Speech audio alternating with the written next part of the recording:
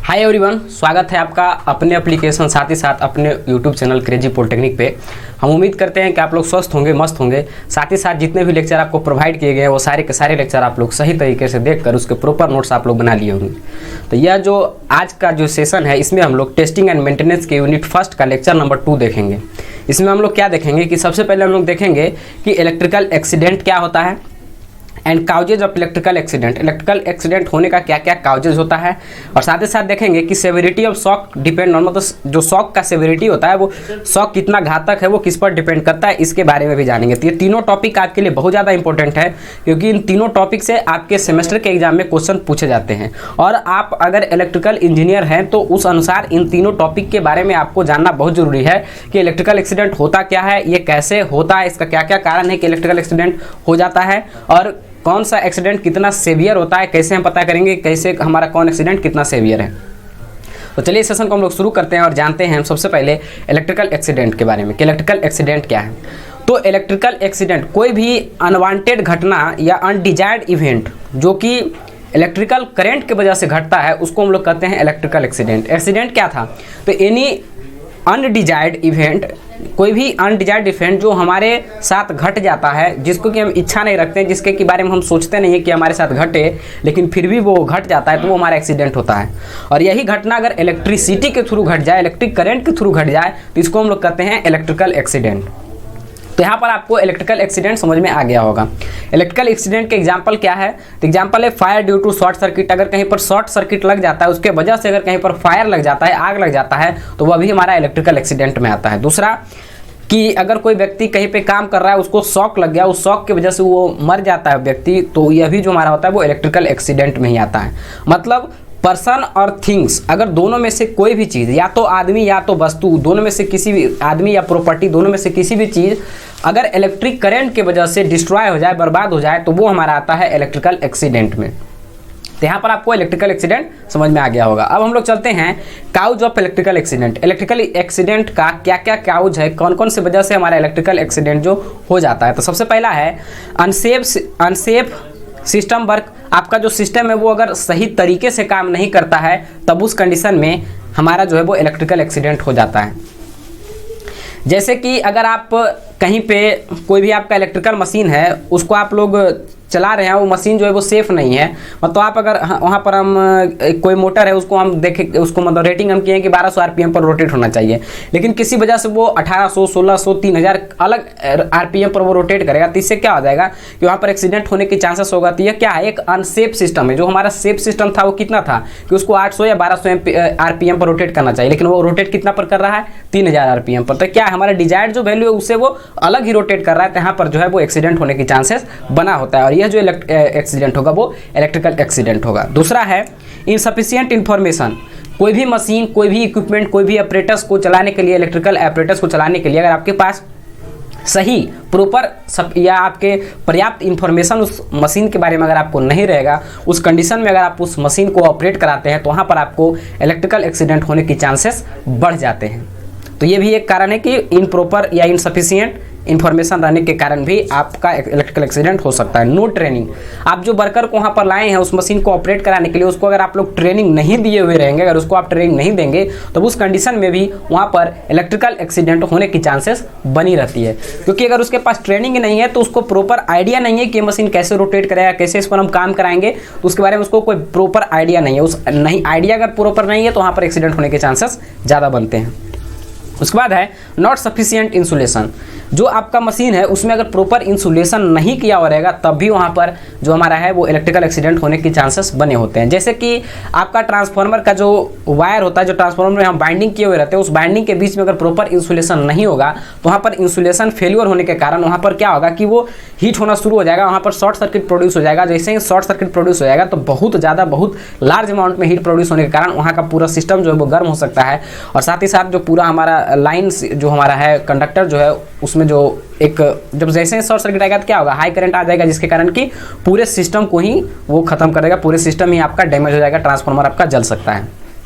तो ये क्या है, ये अगर सफिशिएंट इंसुलेशन नहीं रहता है तब भी इलेक्ट्रिकल एक्सीडेंट होने के चांसेस बने रहते हैं। नेक्स्ट आपका है poor control of work activity. जो आप काम कर रहे हैं उस पर आपका जो एक्टिविटी, आपका कंट्रोल जो है वर्क एक्टिविटी पर जो आपका कंट्रोल है वो अगर आपका कमजोर रहेगा तब उस कंडीशन में भी इलेक्ट्रिकल एक्सीडेंट होने के चांसेस बने होते हैं। इसको इस तरीके से समझिए कि अगर आप कोई आयरन कर रहे हैं, कोई कपड़ा पर आप प्रेस कर रहे हैं, कपड़ा पर प्रेस कर रहे हैं, आपको पता है कि ये जो प्रेस हम कर रहे हैं अगर एक जगह पर हम रखें तो अगर वहाँ पर मुश्किल से 10 से 15 सेकंड रखेंगे तो वो कपड़ा हमारा नहीं जलेगा।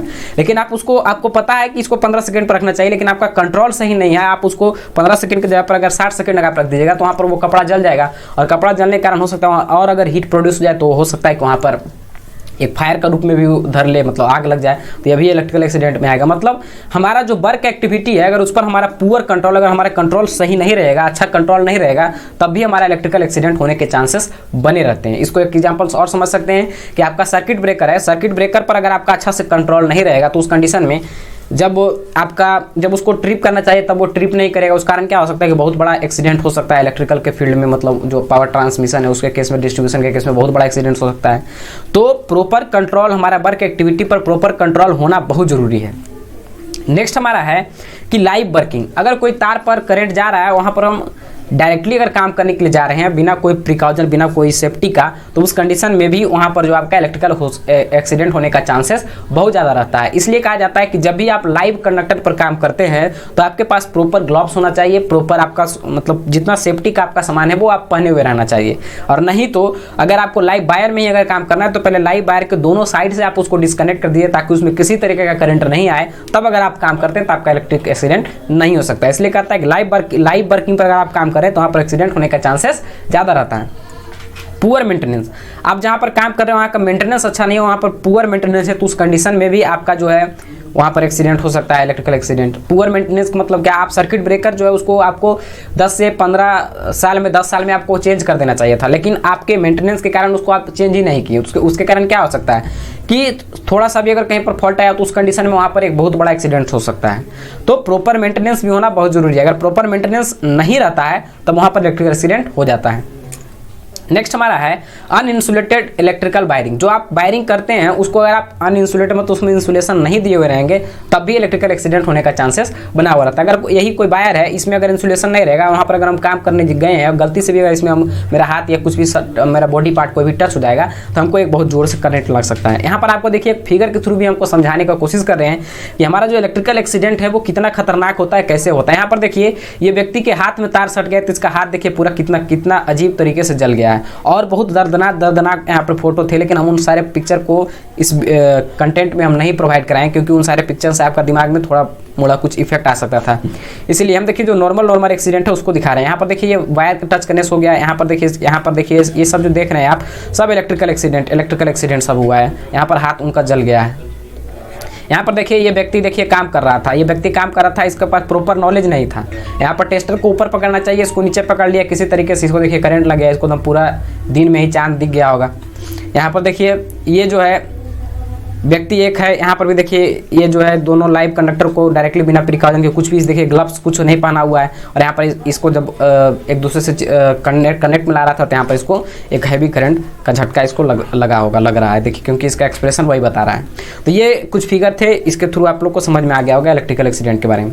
तो आपको यहाँ तक ये समझ में आ गया कि इलेक्ट्रिकल एक्सीडेंट क्या है और कौन कौन से कारण है जिसके वजह से हमारा इलेक्ट्रिकल एक्सीडेंट होता है। तीन दोनों टॉपिक आपको क्लियर हो गए होंगे। अब हमारा जो नेक्स्ट टॉपिक है वो हम लोग पढ़ेंगे कि सेवरिटी ऑफ शॉक्स डिपेंड, जो हमारा शॉक जो हमारा झटका होता है वो कौन कौन से फैक्टर पर डिपेंड करता है कि वो कितना खतरनाक है, मतलब कितना डेंजरस वो है शॉक, वो डिपेंड करता है कौन कौन से फैक्टर पर। तो सबसे पहला फैक्टर हमारा जो है वो फ्रीक्वेंसी ऑफ करंट है कि करंट का फ्रीक्वेंसी कैसा है। अगर करंट का फ्रीक्वेंसी कम होता है तो वहाँ पर जो शॉक हमारा लगता है उसका सेवियरिटी ज़्यादा होता है। मतलब अगर कम नॉर्मल फ्रीक्वेंसी का अगर करंट रहता है तो वहाँ पर हमारा जो शॉक लगता है उसका जो घातक वो बहुत ज़्यादा घातक होता है, वो बहुत ज़्यादा इंजरी का आपको पहुँचा सकता है, मतलब वो ज़्यादा आपको घायल कर सकता है अगर लो फ्रीक्वेंसी का होता है। तो सेवियरिटी जो डिपेंड करता है वो किस पर करता है, तो सबसे पहले फ्रीक्वेंसी ऑफ करंट पर करता है। नेक्स्ट हमारा है path taken by current through the body. दूसरा भी बहुत ज़्यादा इंपॉर्टेंट है कि जो करंट जो आपका शॉक लग रहा है, जो आपका करंट लग रहा है, वो करंट जो है आपके शरीर के कैसे पाथ को फॉलो करके जा रहा है। अगर करंट आपका लगा है और वह आपका हार्ट और आपका जो हमारा होता है चेस्ट, उसके थ्रू अगर वो पास हो रहा है तो उस कंडीशन में आपका सर्वाइवल रहना, आपका जिंदा रहना के चांसेस बहुत ही कम होते हैं।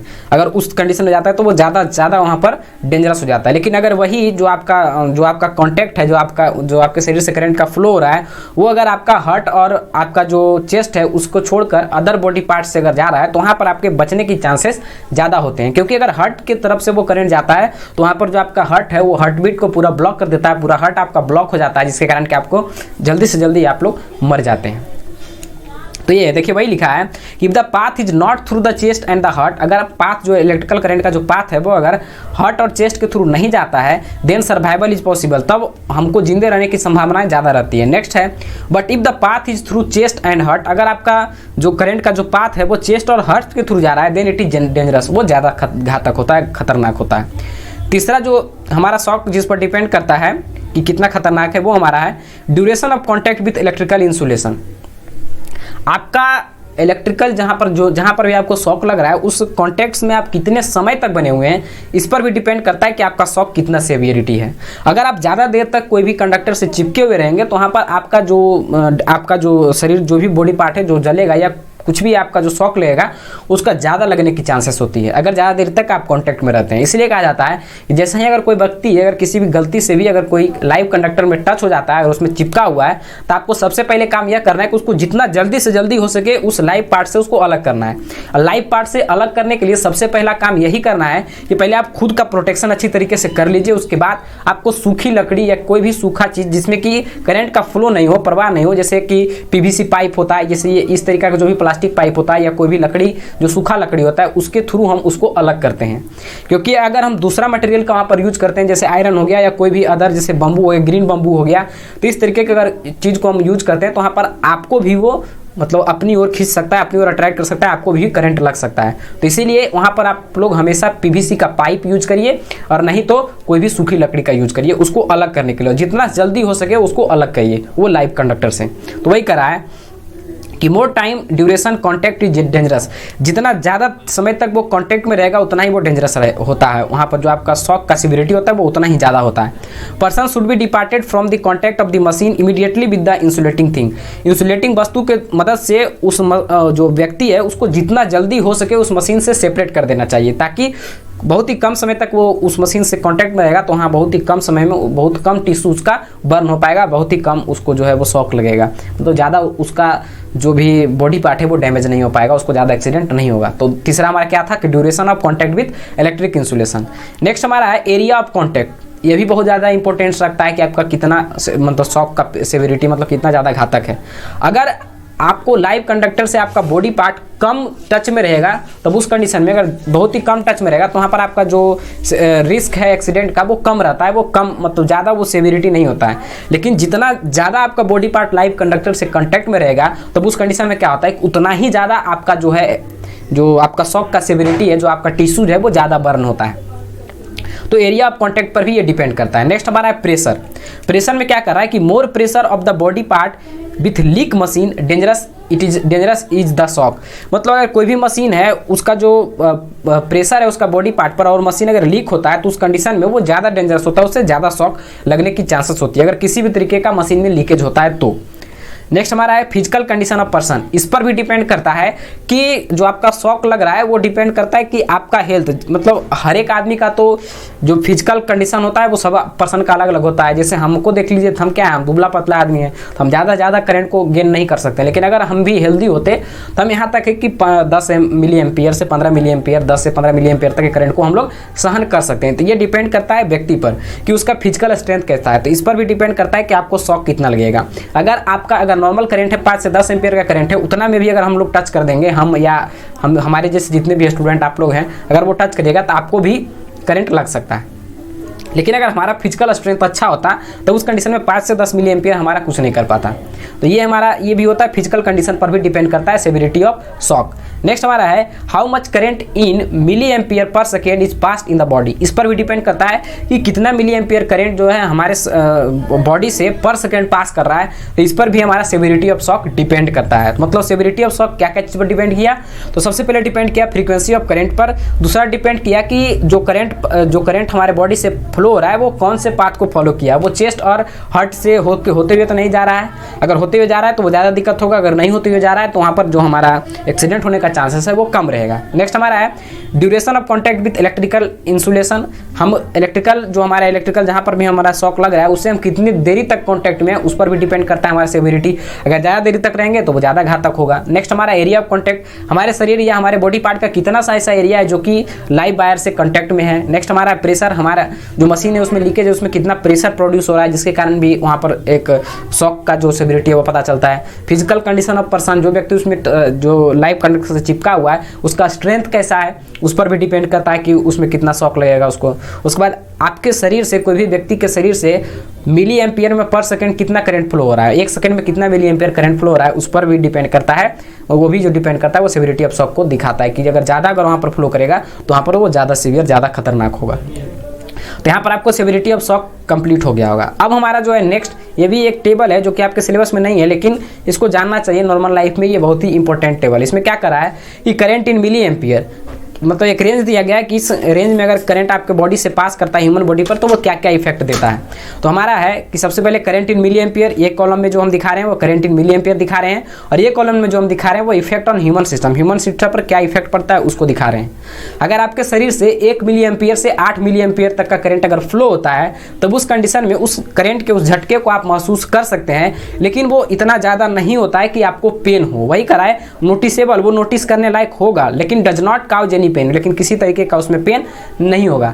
लेकिन वही अगर करंट का वैल्यू 8 मिली एम्पियर से 15 मिली एम्पियर हो जाता है तब यहाँ पर आपको जो शॉक लगेगा वो पेनफुल, मतलब दर्दनाक शॉक लगेगा, without losing of muscular control. जो हमारा मस्कुलर मसल्स है उसमें किसी तरीके का कोई डिफॉर्मेशन नहीं होगा, किसी तरीके का कोई चेंज नहीं होगा, लेकिन आपको पेनफुल शॉक लगेगा, आपको एक जोरदार झटका लगेगा। जैसे आप छुएगा तो कस के हाथ को आप लोग झाड़ लीजिएगा। तो ये होता है 8 से 15 मिली एम्पियर में।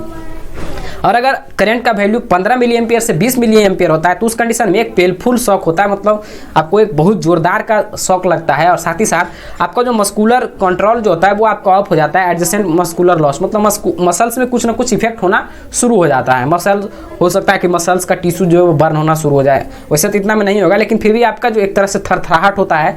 आप देखिएगा जब किसी व्यक्ति को करंट लगता है तो वो थोड़ा थरथराने लगता है, तो वो 15 से 20 मिली एम्पियर के करंट के कारण वहाँ मस्कुलर में उसका वाइब्रेशन होने लगता है, मस्कुलर में कोई चेंजेस होने लगता है। और 20 से 50 मिली एम्पियर का अगर करंट फ्लो करेगा किसी भी बॉडी से, ह्यूमन सिस्टम से, तब उसको एक सेवियर शॉक लगेगा और ब्रीदिंग बिकम डिफिकल्ट, उसको बहुत ज़्यादा, बहुत जोरदार, मतलब बहुत घातक उसको शॉक लगेगा, और साथ ही साथ उसका ब्रीदिंग जो है वो सांस लेने की प्रक्रिया जो है, श्वसन प्रक्रिया, उसमें उसको डिफिकल्टी होने लगेगा, मतलब वो सांस लेने में उसको दिक्कत होने लगेगा। और इस कंडीशन में अगर कोई व्यक्ति होता है तो इसको हम लोग बचा सकते हैं। लेकिन इन दोनों जो कंडीशन है 50 से 100 मिली एम्पियर का और 200 मिली एम्पियर से ज़्यादा का, इसमें हम लोग बहुत भी कोशिश कर लें तो बहुत ज़्यादा चांसेस नहीं होता है कि उसको हम बचा पाएंगे। लेकिन जो मतलब ब्रीदिंग से रिलेटेड कोई दिक्कत आता है, मतलब 20 से 50 मिली एम्पियर का करंट अगर उससे फ्लो होता है तो वहाँ पर जो उसको ब्रीदिंग में दिक्कत होता है तो इसको हम लोग आर्टिफिशियल ब्रीदिंग के मेथड से उसको हम जिंदा कर सकते हैं, उसको हम ट्रीटमेंट दे सकते हैं। तो वही कह रहा है कि 20 से 50 मिली एम्पियर का करंट फ्लो होगा तो वहाँ पर एक सीवियर शॉक लगेगा और उसका ब्रीदिंग में थोड़ा दिक्कत हो जाएगा। नेक्स्ट है 50 से 100 मिली एम्पियर। इस कंडीशन में क्या होता है, may result in instant death. अगर 50 से 100 मिली एम्पियर का करंट अगर किसी ह्यूमन बॉडी से पास करेगा तो हो सकता है कि वो उसी समय एट इंस्टेंट जब भी पास करेगा, जितना सेकेंड के लिए, उतना ही देर में वो मर सकता है वो व्यक्ति। और अगर 200 मिली एम्पियर से ज़्यादा करंट फ्लो होता है तो उस कंडीशन में उसका सारा टिश्यू, उसका पूरा बॉडी पार्ट जल जाता है, जलना शुरू कर देता है, सेवियर टू बर्न, वो बर्न होना शुरू कर देता है। तो यह था हमारा पूरा इलेक्ट्रिकल एक्सीडेंट क्या होता है, काउज ऑफ इलेक्ट्रिकल एक्सीडेंट, कि इलेक्ट्रिकल एक्सीडेंट का क्या क्या काउज है। नेक्स्ट हमारा सेविरिटी ऑफ शॉक किस पर डिपेंड करता है उसके बारे में हम लोग जाने, और उसके बाद हम जाने कि हम कितना मिली एम्पियर का करंट अगर हमारे शरीर से फ्लो होता है तो हमारे शरीर में क्या क्या इफेक्ट आता है। तो यह था आज का हमारा सेशन। आप लोग के लिए बता दें कि 6 सेम जो लक्ष्य बैच है उसका भी होली ऑफर चल रहा है। तो उस होली ऑफर में आप लोग को जो 2000 अभी कोर्स प्राइस दिखा रहा है तो उस पर आपको एक कूपन मिला हुआ है। अगर कूपन को आप यूज करते हैं तो वो 2000 ऑटोमेटिक 1000 हो जाएगा और आप आसानी से इस कोर्स को परचेज कर सकते हैं। इस कोर्स में अभी तक ये आज का वीडियो जब जाएगा कंप्लीट वीडियो, तो टेस्टिंग का 2 यूनिट खत्म हो जाएगा और साथ ही साथ मैनेजमेंट का 2 यूनिट खत्म हो गया होगा, और साथ ही साथ बाकी सारे सब्जेक्ट का 2-2, 3-3 वीडियो अवेलेबल हैं। मतलब इस मंथ के अंत में लगभग सब्जेक्ट का 2 से 3 यूनिट खत्म हो जाएगा। तो आप लोग ज़्यादा से ज़्यादा इनरोल करिए, भरोसा रखिए कि आपका सिलेबस विद इन टाइम खत्म हो जाएगा और आप लोग को एक बेहतरीन कंटेंट, डिजिटलाइज कंटेंट मिलेगा, और इस कंटेंट से आपको बहुत ज़्यादा बेनिफिट मिलेगा आपके सेमेस्टर के एग्जाम में भी और आपके जेईई के एग्जाम में भी। तो ज़्यादा से ज़्यादा लोग इसमें इनरोल करिए और ज़्यादा से ज़्यादा इसमें पार्टिसिपेट करिए, क्योंकि आप ही का ऐप है, आप ही का चैनल है, तो आप ही लोग को सपोर्ट भी करना है, आप ही लोग को ज़्यादा से ज़्यादा लोगों को इनरोल भी करवाना है। तो ठीक है, मिलते हैं नेक्स्ट वीडियो में एक नए कंटेंट के साथ, तब तक के लिए जय हिंद।